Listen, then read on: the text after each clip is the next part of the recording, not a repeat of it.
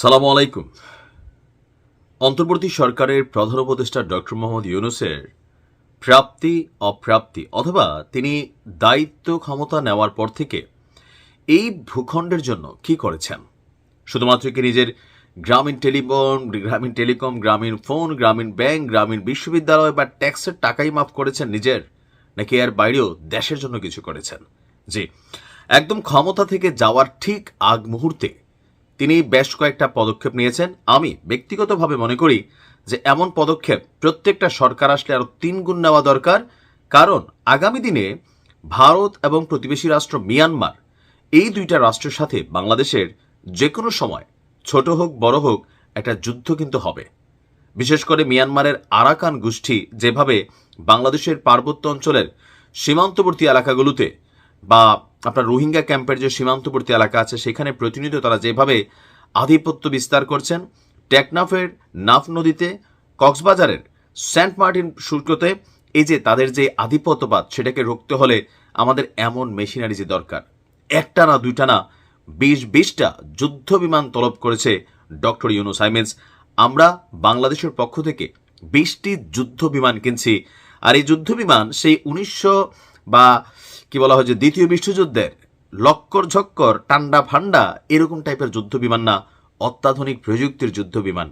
প্রায় আপনার 27,060 টাকা এক একটা বিমানের দাম পড়েছে। প্রায় আমার হিসাবে আপনার প্রায় কত, 20টার দাম 27,000 হইলে 1700 সামথিং নাকি কাছাকাছি, বা 1300 কোটি টাকা একটা যুদ্ধ বিমানের দাম।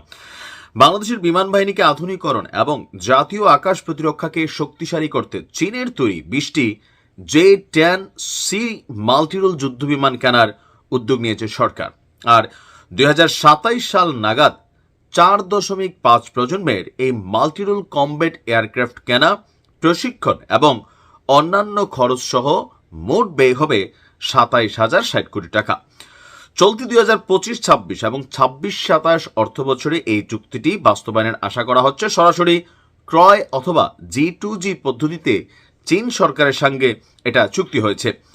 সূত্র থেকে জানা যায় এসব যুদ্ধ বিমানের মূল্য 2035 থেকে 36 অর্থ বছর পর্যন্ত, অর্থাৎ 10 বছরের মধ্যে এটা পরিশোধ করতে হবে বাংলাদেশকে। মানে কেন আমাদেরকে আসলে টাকা টোকা নাই, আমি জানি না। এই 27,000 কোটি টাকা এটা পরিশোধ করতে এত বছর লাগার কথা কেন?